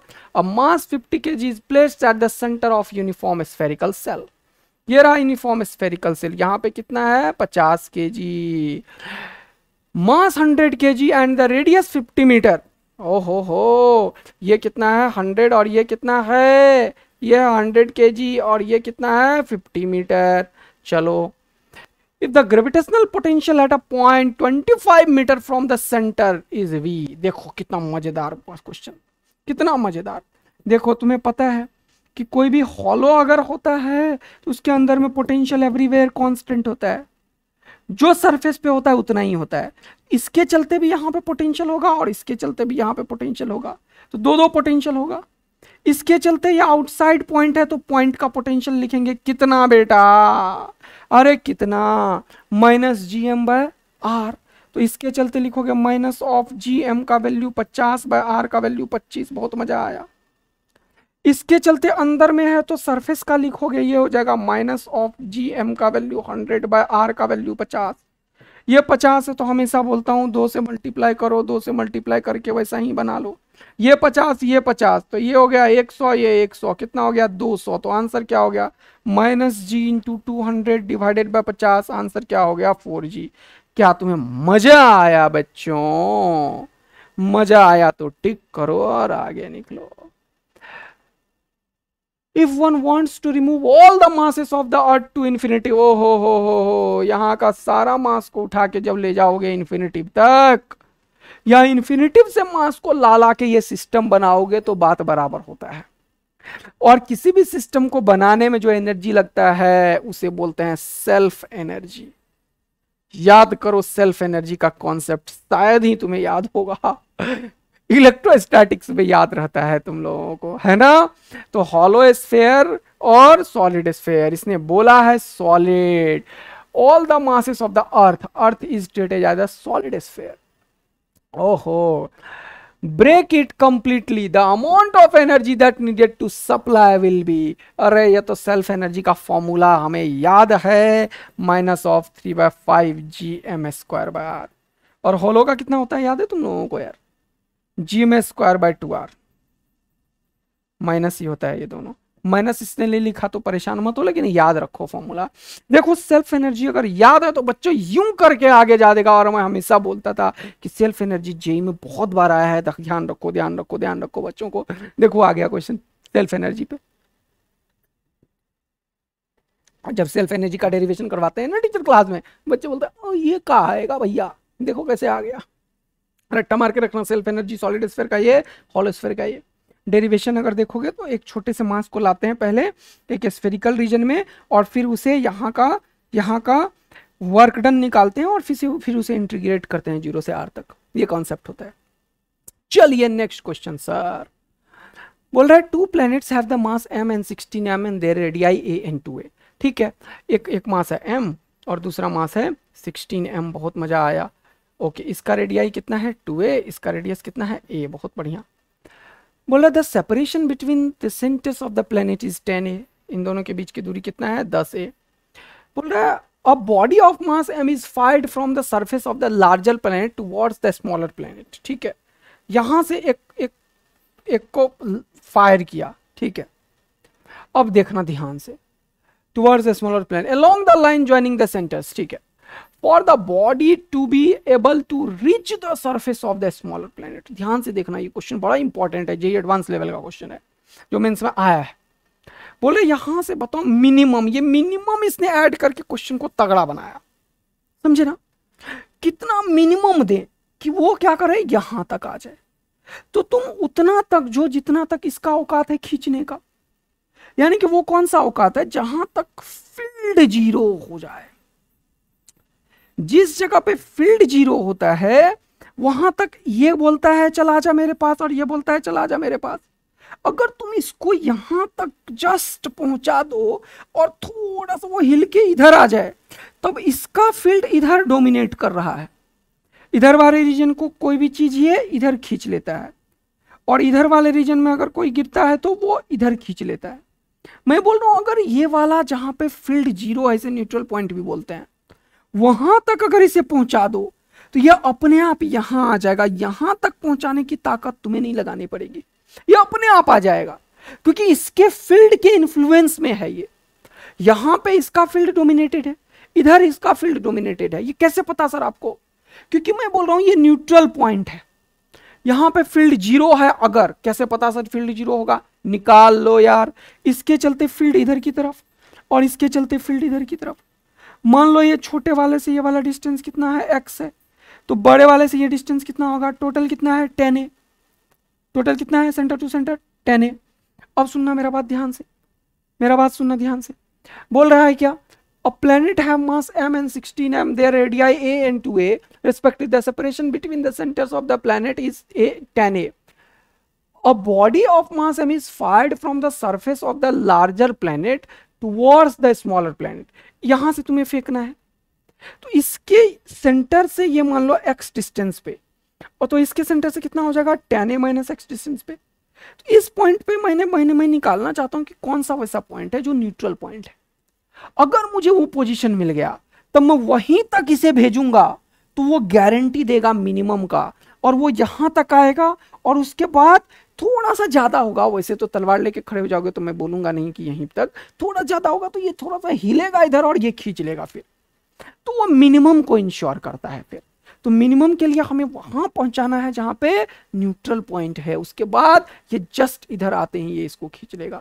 तो जस्ट इधर कैसे आएगा, थोड़ा सा ज्यादा तो वो लिखते नहीं है, इसीलिए न्यूट्रल पॉइंट तक पहुंचाएंगे। तो पहले न्यूट्रल पॉइंट का पोजीशन निकालो। इसके चलते यहाँ फील्ड क्या होगा, माइनस ऑफ GM/r², और इसके चलते यहाँ पे होगा माइनस ऑफ GM का वैल्यू कितना लिखोगे 16m। हाँ सर, और दोनों बराबर है तो माइनस लिखने की आवश्यकता भी नहीं थी मुझे, तो दोनों तरफ लिख देता हूं, कोई नहीं। r² मतलब 10a माइनस x का होल स्क्वायर। अब ये m से g खत्म। अब ये देखो 1/x² हो गया, तो इसे 1/x लिख देता हूं, स्क्वायर ले लिया, और इसका भी 4/10a माइनस x लिख देता हूं। ओहो हो, ये तो मजा ही आ गया सर। स्क्वायर तुरंत खत्म कर दिया करो, इसको लेके मत घुमा करो। तो ये हो जाएगा 10a माइनस x। हाँ sir, 10a minus x is equal to 4x। हाँ, तो 4x plus x 5x is equal to 10a, x is equal to कितना हो गया 10a/5 यानी कि 2a, यानी कि ये दूरी हो गया 2a और ये दूरी कितना हो गया 8a, क्योंकि टोटल 10a है तो ये दूरी 2a और ये दूरी 8a। मजा आया सर, मस्त वाला मजा आया। अब तुम्हें कहां तक पहुंचाना है, इस पोजीशन तक पहुंचाना है। कहां से, यहां से।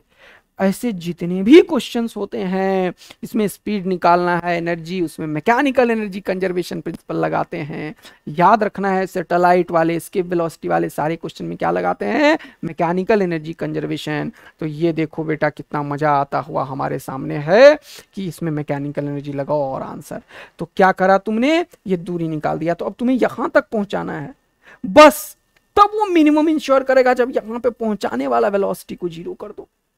ये जस्ट यहां तक पहुंचे और ये अपने आप सरफेस पे आ जाए, तभी ये मिनिमम को इंश्योर करेगा। और अगर इस क्वेश्चन का फिजिक्स तगड़ा मजा दिया हुआ होगा तो बेटा 10 कमेंट इस बार होना चाहिए, MMA मस्त मजा, दिल विल प्यार व्यार। तो इसके चलते यहां पे निकालो पोटेंशियल। पहले तो यहाँ पे इनिशियल पोटेंशियल प्लस काइनेटिक, और यहाँ पे काइनेटिक तो 0 है, पोटेंशियल तो यहाँ पे काइनेटिक कितना हो जाएगा 12 mv²। पोटेंशियल यहाँ पे इसके चलते भी और इसके चलते भी, तो इसके चलते यहाँ पे पोटेंशियल क्या लिखोगे, ये दूरी कितनी है भैया, ये दूरी कितनी है, टोटल 10a में से 1 घटाओगे तो 8a हो जाएगा। इनिशियल पोटेंशियल एनर्जी जो यहाँ का लिखोगे वो दोनों के चलते लिखना पड़ेगा। इसके चलते ये दूरी कितना हो जाएगा, इसके सेंटर से इस पॉइंट तक का 10a माइनस 2a 8a, तो क्या लिखोगे माइनस ऑफ GM, ध्यान से देखो, और वो छुटकी वाला m/8a। हाँ सर, फिर से लिखना पड़ेगा पोटेंशियल एनर्जी उसके सरफेस के चलते, तो माइनस ऑफ G(16m) और ये छोटा वाला m बाय वो वाला 2a। हो और फाइनली यहाँ पे जब पहुंच गया तो क्या होगा, ये तो पोटेंशियल एनर्जी काइनेटिक एनर्जी 0 और पोटेंशियल एनर्जी इसके चलते भी और इसके चलते भी। इसके चलते लिखोगे तो क्या लिखोगे, अच्छा यहाँ पे खिचड़ी ना हो जाए, दूसरे लाइन में लिखता हूँ यहाँ पे इक्वल टू करके। इसके चलते यहाँ का लिखो तो ये दूरी x का वैल्यू 2a, तो ये दूरी कितना हो जाएगा 8a, है ना। हाँ सर, तो क्या लिखोगे माइनस ऑफ GM बाय ये यहाँ पे क्या लिखोगे 2a, और उसका लिखोगे minus of G(16m) into m/8a। कितना मजा आया है, 1 सेकेंड में आंसर आ चुका है। तो यही निकालना था। m सब जगह छुटकी कैंसिल आउट कर दो और कैलकुलेशन कर लो, सब जगह m लेके खत्म हो गया। हाँ सर, काइनेटिक एनर्जी तो है ही नहीं यहाँ पे, और इन सबको राइट साइड भेज दिया तो ये v² का वैल्यू निकला, v का वैल्यू निकल जाएगा आंसर टिक करके। और मुझे बताना क्या तुम्हें तगड़ा फील आया मैकेनिकल एनर्जी कंजर्वेशन में। ध्यान से देखना, यही क्वेश्चन देखो फिर से, देखो क्वेश्चन को 2021 में सिमिलर क्वेश्चन पूछ दिया। ये 9m का मास है, रेडियस 2r, ये m का है, ये r, सेंटर टू सेंटर का दूरी कितना है 8r। क्या बोला है, suppose two planet of the radii r and 2r but m and 9m respectively have the center separated at 8r as shown in the figure. A satellite of mass m is projected from the surface of the planet of mass m directly towards the center of the second planet.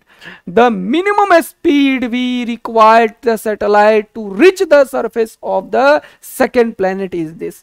क्या है integer based question में, अरे भाई साहब यही answer मिल जाएगा। तो यहाँ पे जो रूट के अंदर में डिनोमिनेटर में आएगा वो आंसर हो जाएगा इसका, बस यहाँ वैल्यू अलग है, ध्यान रखना।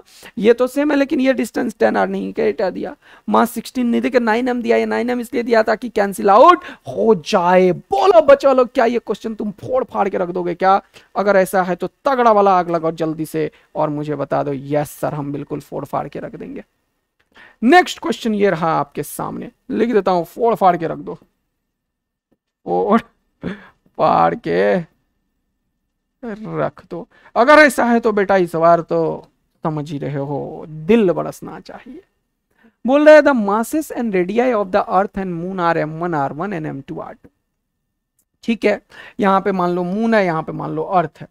ठीक है, ये अर्थ है m2 वाला और ये मून है m1 वाला। There centres at a distance r apart, centre की दूरी है r, रेडियस इसका r1 और इसका r2 है। चलो आगे क्वेश्चन को पढ़ो। Find the minimum escape velocity for the particle of mass m to projected from the middle of these two masses.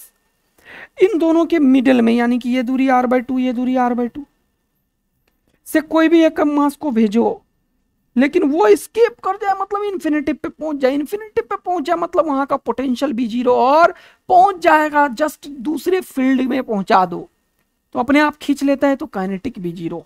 Always escape के केस में इन्फिनिटी पे पोटेंशियल काइनेटिक जीरो लेते हैं। क्यों? क्योंकि हमें मिनिमम वेलोसिटी देना है, तो हम वही कॉन्सेप्ट जो अभी तुरंत बताया उस फील्ड में भेजो, किसी दूसरा प्लेनेट का फील्ड में, तो उसके बाद तो अपने आप कोई और प्लेनेट अपने सरफेस पे खींच लेता है, इसीलिए वो चीज वापस नहीं आता है। ओ भाई, तो अब तो यहाँ का पोटेंशियल प्लस काइनेटिक तो जीरो और जीरो हो गया सर। हाँ, बचा यहाँ का पोटेंशियल प्लस काइनेटिक। स्फीयर के चलते बाहर वाले पॉइंट पे पॉइंट लिखते हैं, स्फीयर के चलते बाहर वाले पॉइंट पे पॉइंट मास की तरह लेते हैं, इसके रेडियस से कोई मतलब ही नहीं है। तो यहाँ का पोटेंशियल लिखो तो क्या लिखोगे, minus of gm1 m potential energy by r, r/2 लिखो तो इंटू 2 कर दो, फिर माइनस ऑफ इसका भी gm2 और m बाय ये दूरी r/2, तो यहाँ पे r और यहाँ पे 2 लिख दो। अरे भाई साहब ये तो बड़ी मजेदार है। तो ये तो दोनों सेम ही हो गया यार, बस m1 m2 mr तो कॉमन लो, क्या करोगे जल्दी देखो, और प्लस क्या, kinetic energy half mv escape का होल स्क्वायर निकल गया क्या, v एस्केप। हाँ सर, तो ये दो, अच्छा इसको यहीं रखो, इसको उधर कर देते हैं, तो मैं लिखता हूं half m m m m m m common लेके खत्म। बोलो, तो हाफ v एस्केप का होल स्क्वायर, यहाँ पे क्या बचा g/r कॉमन ले लो तो जगह g/r कॉमन, यहाँ पे क्या बचा m1 प्लस m2। हाँ सर, m1 प्लस m2, मजा आया। यह हाफ का 2 को हटाओ यहाँ से, हाँ 2 को हटाया तो 2 ऊपर भेज दो, और स्क्वायर को हटाओ तो रूट दे दो। देखो किधर है आंसर भैया, ये किधर है आंसर भैया ये। अच्छा ये 2 और ये 2, ये भी तो 2 था, तो पहले से भी 2 था एक, और ये 2 को गया तो ये 2 और ये 2 मिलके हो गया 4, तो 4 हो जाएगा ना। देखो ये 2 और 2 4 नहीं, 2 कॉमन नहीं लोगे क्या? हाँ सर, 2g/r कॉमन लेंगे। ओहो हो, तो आंसर हो चुका है 4gm1 प्लस m2/r। मजा आया बच्चा लोग, देखो कैसे मैकेनिकल एनर्जी में एक एक लाइन में आंसर आता है। बोलो बच्चा लोग, नेक्स्ट क्वेश्चन ये रहा आपके सामने। ओ भाई ये क्वेश्चन बड़ा ही फेवरेट है। ग्रेविटेशनल पोटेंशियल पूछता है और क्या दे के रखता है, फील्ड। ये तो सर इतनी बार भाई तुम्हें बताया गया है, E is equal to minus of dv/dr। हाँ सर, या फिर dv is equal to minus of E dot dr integration infinitive to r integration, infinitive का पोटेंशियल 0 v, तो नेट पोटेंशियल मिलता है v कैसे निकलेगा, minus of E dot D R, E का वैल्यू ये रहा और ये रहा डी आर। अरे इंटीग्रेट कर दो, सब्सटीट्यूशन लेना पड़ेगा, ऊपर x है और ये x square plus A square को टी स्क्वायर मानो और मजा लो जीवन का। तो सब्सटीट्यूशन करोगे कैसे, X square plus A square is equal to T square, differentiate मारो तो 2x dx, ये तो कांस्टेंट है, खत्म, ये हो जाएगा 2t dt। तो x dx का वैल्यू कितना लिखोगे, यहाँ पे x dx इंटीग्रेट करोगे e डॉट डी आर से। हाँ सर, तो x dx के बदले लिखोगे क्या, t dt, तो ऊपर में आ जाएगा t dt और ये t स्क्वायर है तो ये t स्क्वायर से स्क्वायर खत्म, ये हो जाएगा t क्यूब। इंटीग्रेशन लिमिट कभी चेंज मैं नहीं करता हूं, इन्फिनिटी टू आर ही रखता हूं, बाद में t का वैल्यू उठा के ये रख दूंगा यार, टी का वैल्यू उठा के रख दूंगा x square plus A square का पावर 1/2। फटाक से आंसर बताओ यार, ये इंटीग्रेशन में कोई जान है क्या, खुपास टकाक जल्दी से पेन चलो और आंसर अगर टिक करो तो मजा देना, बोलना sir E dot D are हमने कर डाला। बेटा ध्यान रखना, ये बहुत इंपॉर्टेंट कॉन्सेप्ट है, बहुत बार आता है, मैं इसे एम आई का नाम देता हूं, समझ रहे हो ना, और बहुत आसान सा डिफरेंशिएशन और इंटीग्रेशन से क्वेश्चन, तो हर एक टाइप के क्वेश्चन तुम्हें दिखाते हुए। अगला यार ये क्वेश्चन देखो, मजा दिला देता हूं मैं तुम्हें, एक तगड़ा चीज सिखाता हूं, जब भी कभी ऐसे क्वेश्चन आए, if g is the acceleration due to gravity on earth surface, the gain in potential energy, तुम्हें पोटेंशियल एनर्जी पूछे या work done by external agent पूछे या फिर क्या पूछे, गेन इन पोटेंशियल एनर्जी पूछे, work done by the external पूछे, final potential energy, initial potential energy, इस तरीके का कोई भी क्वेश्चन आए तो याद रखना है मेरा ये चीज, किसी भी ऑब्जेक्ट को m मास का है, raised from the surface of the earth to a height equal to the radius of the earth, जब भी यहां से लेके किसी h हाइट तक ले जाएगा तो हमेशा वर्क डन या एक्सटर्नल एजेंट जो होगा वो चेंज इन पोटेंशियल एनर्जी के बराबर होता है और ये uf माइनस ui के बराबर होता है। तुम्हें इसका ui लिखना आता है, हाँ सर कैसे लिखना आता है, माइनस ऑफ gmm/r, यहां पे लिखना आता है uf, हाँ सर कैसे, माइनस ऑफ gmm बाय, अरे बताओ जल्दी से, r प्लस h, और जब दोनों को सब्ट्रैक्ट करते हो तो आंसर आता है। लेकिन मैंने इसके लिए एक तगड़ा गेम कर रखा है, जब भी ये सब्ट्रैक्ट करो आंसर आ जाएगा, बेसिक मेथड सिखा दिया। लेकिन एक और चीज याद रखना, h by h plus r into mgr, ये ऑलवेज आंसर आता है। और इससे मैं बताऊं, इतने क्वेश्चन मैंने जेई के बाकी एग्जामिनेशन में सॉल्व किए हैं ना, तुम सोच नहीं सकते हो। बहुत सारे कॉम्पिटिटिव एग्जाम में ये चीज बहुत तगड़ा S2 स्टार दिया है मैंने, तुम्हें चेक करना कभी ऐसे क्वेश्चन पे। तो h क्या बोला इसने, height equal to the radius r।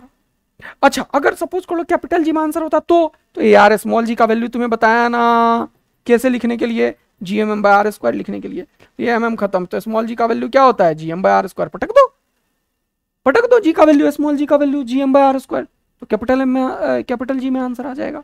हाँ सर, तो h का वैल्यू क्या बोला, r, तो ये हो गया r, और ये r प्लस r हो गया 2r, हाँ सर, और यहाँ पे हो गया mgr, ओ भाई ये खत्म, mgr/2 टिक करो और मजा लो ना जीवन का यार, पक्का। यस सर, नेक्स्ट क्वेश्चन ये रहा आपके सामने, बोल रहा है two satellite revolving around the planet in a coplanar circular orbit in the anti clockwise direction. अच्छा, एक सर्कुलर ऑर्बिट, दूसरा सर्कुलर ऑर्बिट, ये कुछ दूरी और इसका भी कुछ दूरी, चलो बोल रहा है एंटी क्लॉकवाइज, खुपाच और टकाक हो रहा है। फिर क्या, revolves in 1 hour and 8 hour, तो एक का टाइम पीरियड है 1 आवर और दूसरे का कितना है 8 आवर, चलो बहुत बढ़िया। Respectively the radius of the orbit nearer to the satellite is this. अच्छा, नियरर टू द सैटेलाइट, ये क्या बोला, the radius of the orbit of nearer satellite. अच्छा, नियरर सैटेलाइट ये है तो इसका रेडियस मान लो r1 है, चलो ये r1 दे दिया। The angular speed of the farther satellite as observed from the nearer satellite at the instant when both the satellite are closest is. अच्छा, ये तो काइनेमेटिक्स का क्वेश्चन है यार। बोला इसका एंगुलर वेलोसिटी बताओ इस पे बैठ के, तो इस पे बैठोगे तो याद रखना एक कॉन्सेप्ट, ये बहुत बार आया, रोटेशन में भी तुम पढ़े होगे, और अगर कोई पढ़े होगे याद होगा तो बताना, कि अगर ये वाला चीज v1 से जा रहा हो, ये मान लो v1 से जा रहा हो, ये मान लो v2 से जा रहा हो, तो यहां पे जैसे ही तुम बैठते हो इसको रोक के इसका वेलोसिटी पलटी मार दो यहाँ पे, और इन दोनों का जो ये परपेंडिकुलर डिस्टेंस है r1, इसका जो ओमेगा होता है, जो ये देखता है, वो होता है v relative by r perpendicular. ये कॉन्सेप्ट है बेटा ओमेगा का। तो v रिलेटिव मतलब मैग्नीट्यूड ले लो, जो बड़ा है उसमें से छोटे को घटा दो, तो ये v1 minus v2 divided by r perpendicular. r perpendicular ये दूरी है, ये दूरी r परपेंडिकुलर अभी ये दूरी है, जो कि ये हो जाएगा r2 माइनस r1। तो यहां से ये वाला दूरी में से ये वाला दूरी घटाओगे तब मिलेगा r परपेंडिकुलर, तुम्हें आंसर आ गया। अब वेलोसिटी कैसे निकलेगा भैया? टाइम पीरियड पता है तो ओमेगा पता चल जाएगा, omega is equal to 2 pi by T, T का वैल्यू 1, ओमेगा 1 निकल गया, ओमेगा 2 तो 2 पाई बाई टी, तो 2 पाई बाई 8 ये भी निकल गया, पाई बाई 4। तो वेलोसिटी निकालना है तो क्या लिखोगे? r1 ओमेगा 1, हाँ सर r1 ओमेगा 1, इसका r2 ओमेगा 2, हाँ सर, और डिवाइडेड बाय r परपेंडिकुलर। तो तुम्हें r1 r2 भी चाहिए, हाँ सर, r1 पता है r2 तो नहीं पता है, नहीं, याद करो कैपलर्स को, square of the time period is proportional to cube of semi major axis, लेकिन ये घूम रहा है सर्कुलर पे, इसीलिए r1 और r2 का होल क्यूब। क्या पता है? 1, क्या पता है? 8 का होल स्क्वायर। r1 का वैल्यू पता है कितना? 2 इंटू 10 का पावर 3, r2 नहीं निकल जाएगा, हाँ सर, r1 पता है, r2 पता है, ओमेगा 1 ओमेगा 2 पता है, और ये r perpendicular r2 minus r1 पता है। अगर बच्चों ये कॉन्सेप्ट तुम्हें काइनेमेटिक्स की याद दिला रहा है तो दिल विल प्यार व्यार बरसना चाहिए। नेक्स्ट क्वेश्चन ये रहा आपके सामने, बोल रहा था initial velocity vi required to project a body vertically upward from the surface of the earth to reach the height 10r where r is the radius of the earth may be described in terms of the escape velocity v such that, अरे कौन सा बात है, ये रहा अर्थ का surface, इसको कहां तक पहुंचाना है जल्दी बोलो, अर्थ के सरफेस से हाइट 10r तक, बोलो हाँ या ना। तो यहां पे मान लो इनिशियल वेलोसिटी vi दिया, तो यहां से यहां तक ही पहुंचाना है, यस। तो यहां पे काइनेटिक एनर्जी लिखो हाफ mvi का होल स्क्वायर, पोटेंशियल एनर्जी लिखो माइनस ऑफ gmm बाय अर्थ के सरफेस से r, और इसको कहा गया ये 10r और r 11r पे, तो क्या लिखोगे? Minus of gmm by 11r। ओ भाई क्या पूछा है भैया? Describe in terms of escape velocity. तो एस्केप वेलोसिटी क्या होता है जल्दी से बताओ? Root under 2gm by r। अरे याद है फॉर्मूला या भूल गए हो? याद है सर, याद है सर। देखो ये m ये m ये m खत्म, इस चीज को उधर करो तो ये हो जाएगा vi का स्क्वायर बाय 2। हमें vi निकालना है v एस्केप के टर्म में। चलो यहाँ पे माइनस gmm बाय 11r में ये इधर जाओ तो जगह minus of gm bye 11r, और ये प्लस हो जाएगा तो ये हो जाएगा gm बाय r, बोलो हाँ या ना।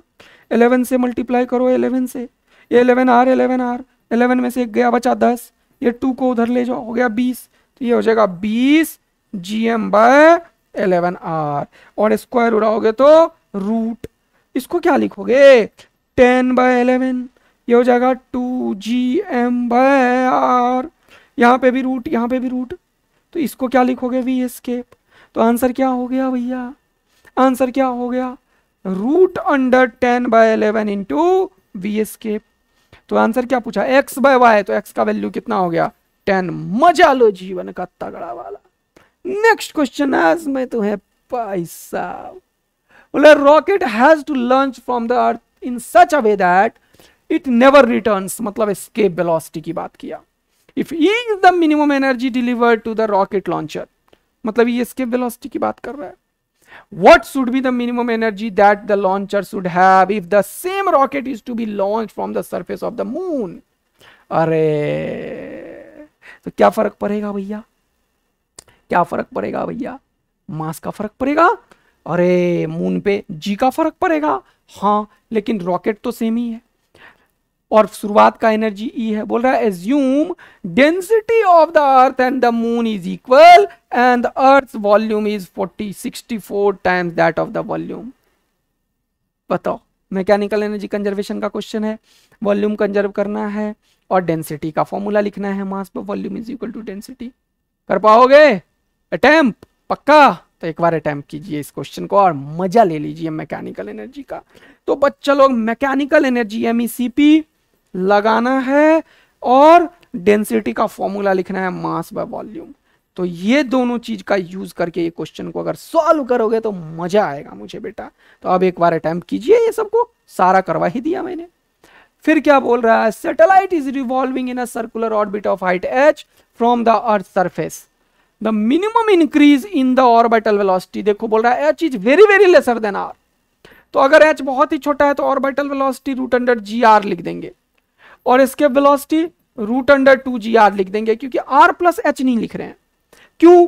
क्योंकि h बहुत छोटा है, तो r plus h equivalent to किसका हो जाएगा, r के। इसीलिए ऑर्बिटल और स्केप ये हो जाएगा। ऑर्बिट में था और स्केप पे पहुंचाना है, तो इसमें इसको कितना बढ़ाओगे, स्केप माइनस ऑर्बिटल लिख दो, तो ये हो जाएगा √2 - 1 और √g r कॉमन ले लो। आया मजा? तो क्या बोला है भैया, बोला था minimum increase.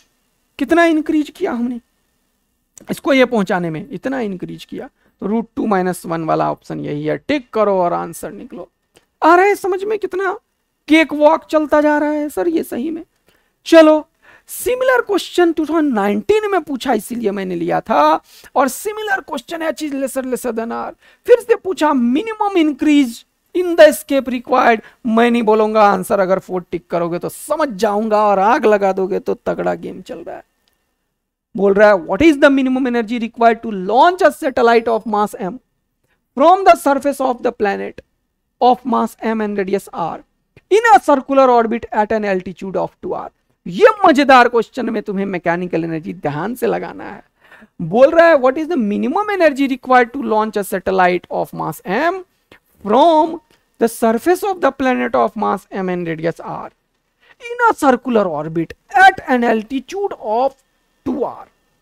Altitude of 2r का मतलब हाइट दे दिया या यहां से हाइट दिया, ये गड़बड़ हो गया यार। नहीं, यहां से हाइट दिया यार 2r, ठीक है। अब यहां पे उसे नचाना है, तो अब तुम्हें यहां पे ऑर्बिटल वेलोसिटी भी इसके पास होगा।